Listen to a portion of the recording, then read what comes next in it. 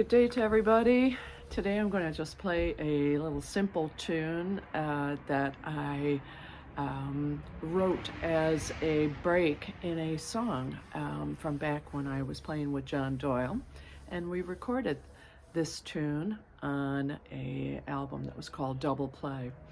And so I'm going to play it for you first, and I'll tell you a little bit about the backstory of recording this tune, and then tell you about another place where you can hear this tune. But for the fiddle players out there, this is a nice and easy going. I always thought of it as kind of in the O'Carroll family of tunes.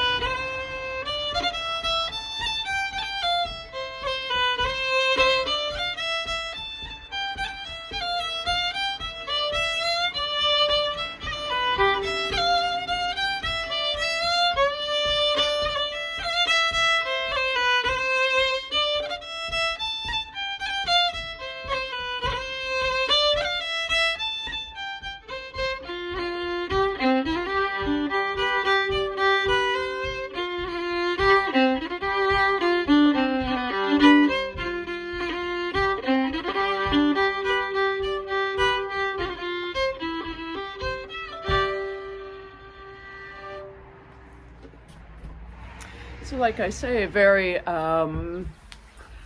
old style, I think, of Irish music there, maybe kind of in that O'Carroll world.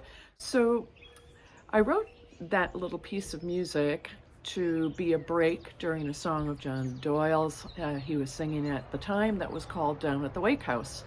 I would say I'm not great sometimes at sorting out what the singers are doing when they're giving themselves little breaks. So what for us musicians, where we're looking at, or at least Irish musicians, where we're looking at there's 8 bars, sometimes in a song it can be 9 bars or 11 bars, and sometimes that can change as you go along. And I remember really wanting to sort out what I was going to do for this song when we recorded it, and finding myself frustrated over those little breaks. They actually turned out to be fairly consistent, but when I was first working on it, no, they weren't so consistent. So the breaks could be a little slightly bit longer, breaths taking a little more time. And I remember thinking to myself that, shoot, why don't you just why don't you do what you do well, which is create a break. So create a piece of music to really give the song a break. And so that's what I did. And so I had this, what is now the first part of what you just heard. And so I had that, and that was the break in the song. When it came time to finish the song, and I think I was with John by this point, like in the same room, and it just seemed like it'd be nice if this little piece of music actually had a second part.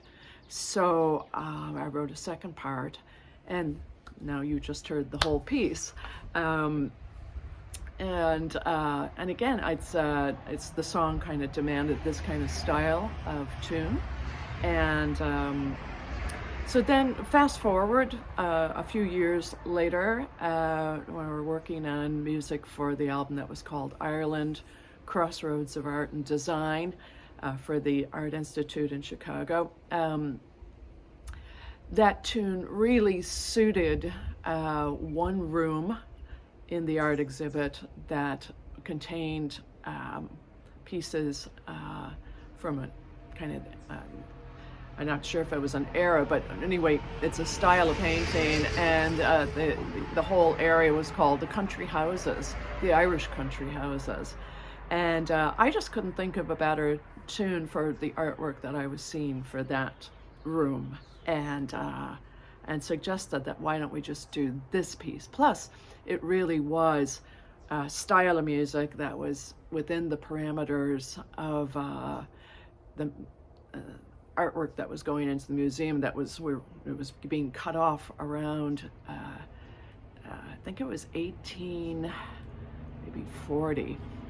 And so it was like 17 something to 1840,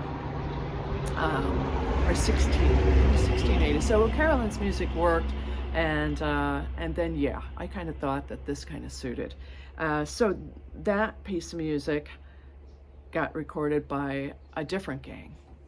So for the Ireland Crossroads CD, I knew that Liz Knowles was really interested in that piece of music. She had said it maybe a couple times that she really liked it, and I remember being in Dublin and walking out of the room, and when I came back into the room where we were rehearsing to record that album, there was Liz with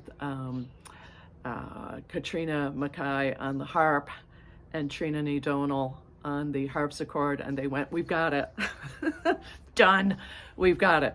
And it sounded beautiful, just beautiful. And Liz was playing her five-string fiddle with the sympathetic strings. There's a name for it. I'll figure that out. And yeah, there's a name for it. I'm not thinking of it, but it just sounded beautiful. And so the only thing that was missing now was that it seemed like that the tune itself needed a break now. And I remember being very happy in the hotel in Dublin, just waking up in the morning and then going, what's it going to be? And then writing the little break that you'll get to hear Katrina Mackay play. And it's almost like necessarily repetitive, so it has this little melody to it.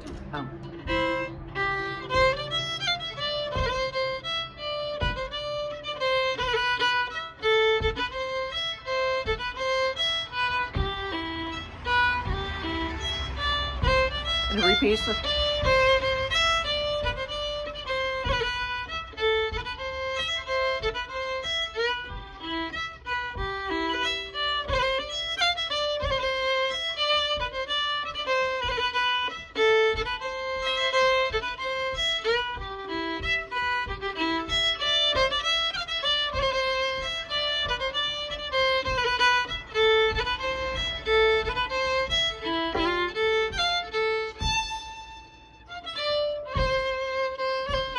And it goes back into the tune just like that.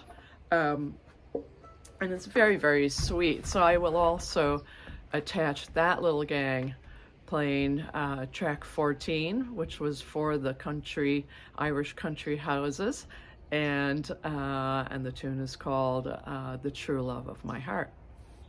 So to finish this week, I thought I'd read you just a little something quickly from, I'm not sure if everybody everywhere would know who Questlove is, but he's a great drummer with the Roots, and he's on NBC, Jimmy Fallon. He's with the band that does that evening show here in the States. But I was really enjoying this book that I'd gotten several years ago, and I was just kind of going back to it, and the name of it is Creative Quest. And I got this when my daughter and myself went to see him speak at the Humanities Festival in Chicago one time, and picked this book up, and every once in a while I open it, and it's so great to follow along, because there's lots of references to musical heroes of his, or how recordings were done, and then just about creativity.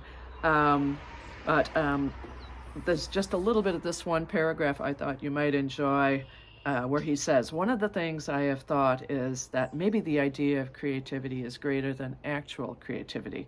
I didn't used to think this. My whole life I created romantic theories about how things were created. For years I was blown away by Pete Rock's remix of Public Enemy's Shut 'Em Down. It was one of my North Stars. When I heard it, I had all these visions. It took me to a totally euphoric place. I had Pete Rock on my radio show, and I asked him about it.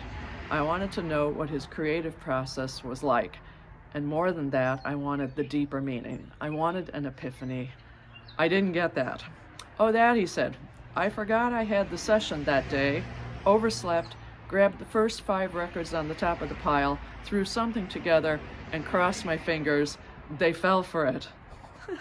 And Questlove continues to say, "It was nothing to him. Or rather, it was something, but something extremely mundane. He just didn't want them to go on to the next guy. That answer set me back a step because it was so shockingly simple, but I think it actually proves what I was saying above. Creative things happen to creative people, especially when they let themselves go to the zen of the moment, when they don't allow themselves to be paralyzed either by overthinking or by laziness. They have to be in the sweet spot between the two. If I was telling the story, it could never be that matter of fact. I would make a narrative because creativity is narrative. But many stories I've heard from people on the show follow the same template as Pete Rock's Shut 'Em Down remix. They woke up, they became aware of a creative responsibility, they executed that responsibility, and they killed it." So, pick this up if you ever get a chance. That's all for today. I hope you like The True Love of My Heart. It's really nice to play. I don't have that many tunes that I ever composed that were in C. So it's in C, and that's kind of nice on its own. It's not beyond me to think that it could be played in lots of other keys. And enjoy.